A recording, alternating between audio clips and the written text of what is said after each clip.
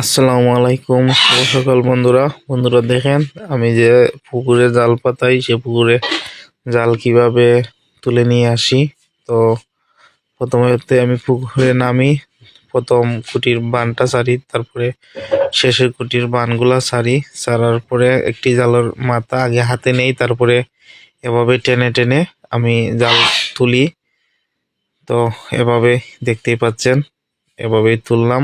আর দেখতেই পাচ্ছেন আপনারা কতটা মাছ জালে আসছে, একটি গোয়াল মাছও আসছিল। যাই হোক, তো এভাবেই জাল পাতানি হয়, তারপরে জাল তোলা হয়। তো দেখেন কতগুলো মাছ লেগেছে।